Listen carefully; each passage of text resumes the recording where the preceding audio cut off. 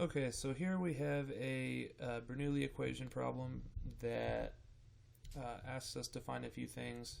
In the problem statement, we're given that this big tank of water right here, um, and then there's a 2-inch diameter pipe here at the bottom. We don't know a few of the distances and things like that. Before we get started on this problem, there's a few things that we need to know as far as like a background goes. The continuity equation is sum of the discharges in has to equal sum of the discharges out. Discharge is represented by the variable Q in this case, or in all cases in this class. The Bernoulli equation is the pressure at a certain point of interest over the specific weight of water plus the height above some datum of that point of interest plus the velocity at that point squared over 2g, and g is just the gravitational constant. And then that is equal to any other point in this system. We'll just call that point 2 in this case. And we have just the same thing on the right side with changed subscripts. The discharge relationship with velocity and area is as follows. Q, we'll say Q1 equals V1 A1. All this means is the discharge at any particular point in a problem is equal to the velocity at that given point times the cross-sectional area at that given point. And these are just three things that you just kind of need to know. You don't need to know the exact equations, but you need to know what they mean and how to apply them to a problem. Hopefully this video gives you a better understanding of how to do that. So for the continuity equation, all this means is all of the water coming in has to equal all the water coming out. In this type of problem anyway, because there's no losses going down over here or anything like that. We have all the water from the top of this tank is all coming out at the bottom of that pipe. So part A asks us to find the height h in order to have a discharge at point 2 being equal to 0.6 cubic feet per second.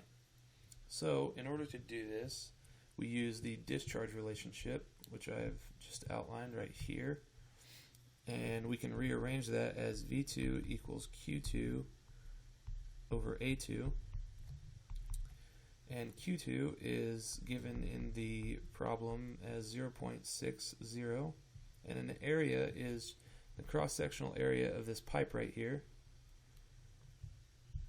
which is pi r squared. That's just this area of a circle. So we also need to make sure to convert the diameter right here is given in inches. We need to make that into feet. So the diameter is 2 over 12 feet, or the radius is 1 over 12 feet. Pi r squared, so you square the 1 over 12, and we get a value for V2 being equal to 27.5 feet per second. And this acts along this the same direction as the pipe, which is 40 degrees above the horizontal. So that is V2. Now we can break V2 into its x and y components. So V2x, or x and z components, excuse me. V2x is just 27.5 times the cosine of 40 degrees. That just gives us the x component of that. And then we have V2 in the z direction, which is just 27.5 times the sine of 40 degrees. And those values are 21.1 feet per second, and that is straight to the right. And then we have 17.7 feet per second, and that is straight upwards. Now that we have those, we can apply the Bernoulli equation to find the distance h. So the Bernoulli equation goes like this. We have P1 over gamma water plus Z1 plus V1 squared over 2G equals P2 over gamma water plus Z2 plus V2 squared over 2G. I'm just copying and pasting from the earlier thing that I wrote up here. So we know that the pressure is 0 at all places. Like up here, the pressure is 0 because that's exposed to the atmosphere. And then at point 2 right here, the pressure is 0 because it's a free jet. So these are both 0, these terms. And then the velocity at 1 is, it's not 0, but it's close enough to 0 for the way that we work problems in this class, so we can just call that negligible or 0. And then we're going to measure everything in this problem from this bottom line right here. 1, because that's where all of our measurements have been taken from, and 2, because it's nice to not have to work with negative numbers. So if you place your datum at like the very furthest point down, it just simplifies things. So Z1 is what we're trying to find. Z1 is 7 plus H, and that's because we have 7 right here. That distance is 7, and then plus H will give us the Z1. 7 plus H equals Z2, which is just 7, plus V2, which we calculated right here to be 27.5. over 2G, and in this case G is 32.2. In the metric system it would be 9.81, but since we're working in feet we use the 32.2 version, and we can solve for H very easily. These 7s will actually just cancel out, and we just get H equals this value right here, which ends up being 11.7 feet, and that is our value for H, and that's part A completed. Now, for part B, it asks us to determine the distance of Z3, which is right at the point right here where the where this jet is completely horizontal. It has 0 velocity in the Z direction. And that's why we figured out this value right here. So, we're going to apply the Bernoulli equation once again, which is just P1 over gamma water plus Z1 plus V1 squared over 2G, which is equal to P3 in this part over gamma water plus Z3 plus V3 squared over 2G. Now, I'm using P1 instead of P2 because we can cancel both of these terms out. With P2, you wouldn't be able to neglect this velocity term. You'd still have the 0 pressure, but this way it just makes it easier.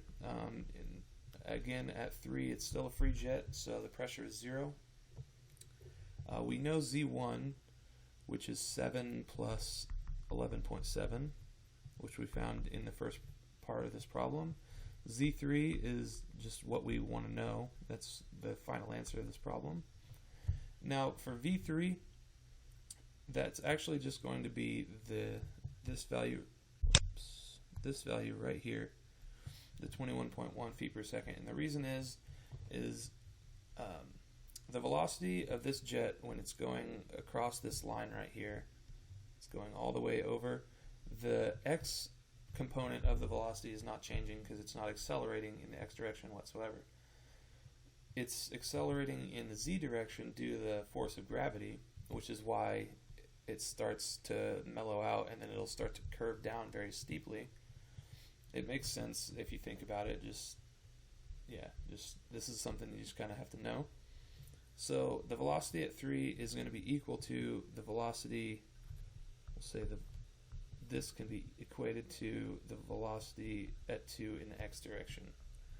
And of course that's squared. So we have 21.1 squared over 2 times the gravitational constant of 32.2. And we can just solve for z, which ends up being 11.8 feet. And that is the solution to part B. Now for part C, it asks us to find the velocity at point 4. I'm not going to do this vector part because I don't want to, and it's irrelevant. But yeah, so we need to find the velocity at point 4. And again, you guessed it, we're going to use the Bernoulli equation. So P1 over gamma plus Z1 plus V1 squared over 2G equals P4 over gamma water plus Z4 plus V4 squared over 2G. Pressure and velocity are negligible. Pressure is negligible. And for point 4, we're actually on our datum, which is 0, so we can ignore that one as well. And we simply get Z1 equals V4 squared over 2G. And we know Z1, so that is 11.7 plus 7 is equal to V4 squared over 2G. And we solve this, multiply by 2G, or I guess we can put the 32.2 in there. Multiply times 2 times, just move this across, and then take the square root.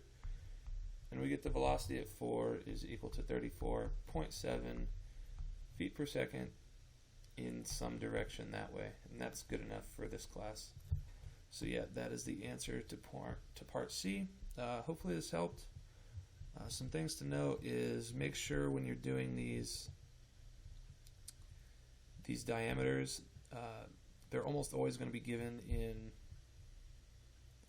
inches, so you need to be careful about that. It'll always be 2 over 12 or 1 over 12.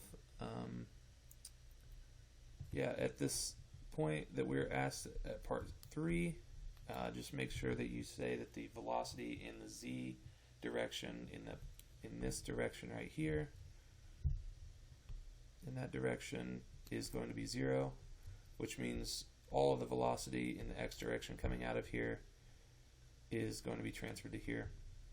You might need to watch this one a couple more times. These problems are, once you've worked a couple of them, you understand how to do it really easily. It's like second nature. But yeah, hopefully this helped. If you guys have any questions, again, just email me and I'll try to answer them as quickly as I can. Thank you.